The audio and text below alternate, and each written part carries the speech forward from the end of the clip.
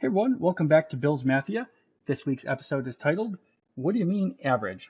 I wanted to start off our first true math content with the idea of average because it is one of the most common terms that gets thrown out when analyzing statistics. And it is really just the goal to differentiate between the ordinary and the exceptional. Now, for Buffalo Bills fans, this is closer to our idea of exceptional. And you did likely guess by the title, we will be diving into mean, median, and mode. Now, mean is the one most people are familiar with. The other two often are neglected when we're talking NFL stats.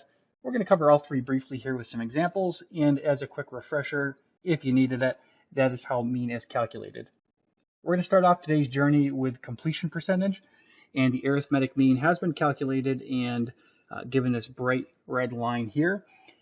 Now, looking just at this graph with just the mean thrown out there, it's all right. It shows you a little bit of information, but a few things definitely help it out.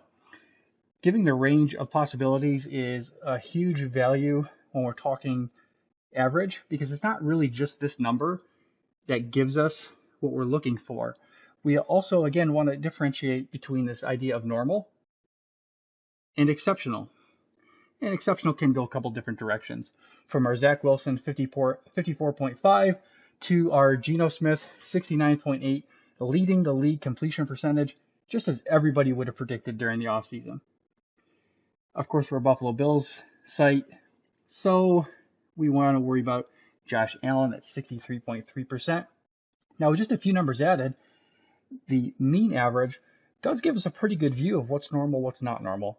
We can see that Josh Allen is pretty close to normal, though technically still below, and Geno Smith far and away above. Again, just as everyone would have predicted. Yards per attempt is our next stat, and one of the first things I want to point out is that our red line has shifted to the right, which is going to lead to a potential flaw of mean, which we'll cover in just a moment here. But coming back to our idea of adding some values, we have our 6.1 Kyler Murray yards per attempt, and on the other side, Tua Tagovailoa at 8.9 led the league. And of course, where's Josh Allen? He's at 7.6, which is pretty happily on the right-hand side or above average in this case. And again, by itself, this is a pretty good conversation. This gives us a good glimpse at where things are at. But the thing I really want to point out as a particular flaw for this is this singular point of average without these other values, without this other part of the conversation, does tend to lose some things in the shuffle. And when it comes to a lot of stats, let's take a look at this. If our goal is to differentiate between ordinary and exceptional, this becomes a problem. So we have 14 players that are technically above average according to our yards per attempt model here, and we have 19 that are below average. And when we go to completion percentage, this skews even worse, with 13 players below average and 20 players being above average. Now, why is this an issue? Well, it depends on how you look at things. Now, if you're trying to, again, differentiate what's normal, what's not normal, you'd like to have some kind of balance. And I'm going to introduce a concept that we'll talk about a little bit more today. And as a teaser, we do have 2 more videos in what I'm going to call the average series. And this idea that I want to introduce is that normal as a singular point is pretty much garbage. Normal should be considered a wider range, and we start to have these unbalanced sides. The range of normal, this concept of normal, does have a problem. So let's be Thanos. Let's go for balance. And the average we want to calculate, if we're going for this balanced data set, is median, which is merely the point where 50% of the values are above and 50% are below. So here's completion percentage again, but calculated to the median. And when you do median, you do generally take a value that's within the set. So rather than calculate something different, we have one of our players as our median. No surprise, Ryan Tannehill comes out to be perfectly average under this model. Now, Josh Allen down here does slide a little bit further from the red line, so technically a little bit more below average. And in our yards per attempt, with this line sliding this way, technically he's a little bit more above average. And Justin Fields, again, is our kind of middle point. You know, pretty much what you might expect there.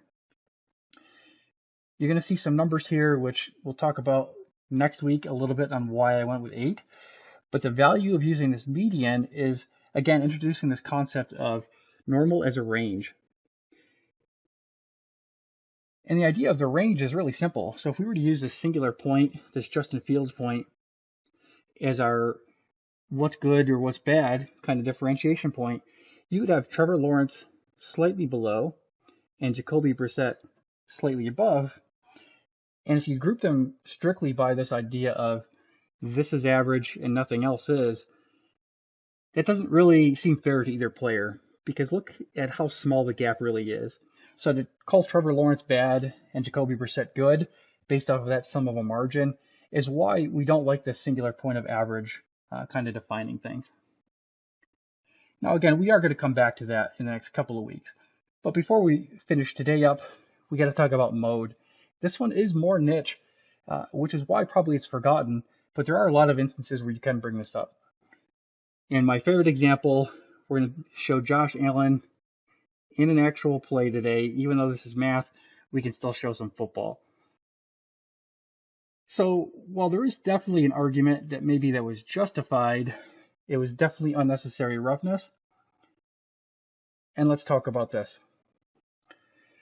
So in 2022, unnecessary roughness by quarterbacks, if you were to do the arithmetic mean, it'd be 0.04 per quarterback.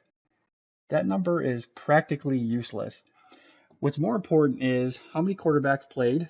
We have 82 who took a snap this year. Now, 79 had 0. That's our mode. Our average or most common result is 0. So Josh Allen's 1 really kind of stands out because through the entire season, almost every quarterback, with the exception of Josh Allen, Kenny Pickett, and Mac Jones, were able to successfully avoid this penalty without any difficulty. So the fact that Josh Allen had even 1 is significant, even though it shouldn't seem like a huge deal. Now, I will apologize. I do have a typo here. That should read 2020. Back in 2020, for unsportsmanlike conduct, if you were to do the mean, that would come out to be 0.05, and that's no fun. Nobody wants to worry about that number. What do we have here? 79 quarterbacks, 77 with 0, and Josh Allen, that's why I chose this year, had 3 of them. That's a huge anomaly. While this number certainly would paint a lot of that picture, really the idea that 77 or the mode with 0 with those numbers aligning it, that is really most telling. So to tease content for next week, I'm going to go back to our first charts and just point out a couple of things maybe to get us going for the next topic. So here I've pointed out we have all of the players who are within 3% of our average completion percentage. And this is the reason why this bar is pulled to the left. We have 7 players on this side, 4 players on this side who are outside that 3% parameter. So that means it doesn't look like it, but this is a bit of a cliff. So we have a lot of players who drop significantly away from this mean, where up here we have kind of a slow climb. So that's why that red bar gets pulled. And on this chart for yards per attempt, this spike from Tua, that's gigantic.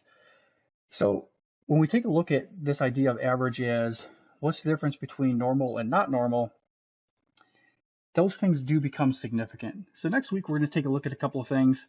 And as I pointed out, even the week after that, where we're going to continue this idea of what's average, what constitutes average. But in the meantime, if you like what you see, hit that button, subscribe to the channel, or definitely check out buffalorumblings.com for more content from me and other great providers.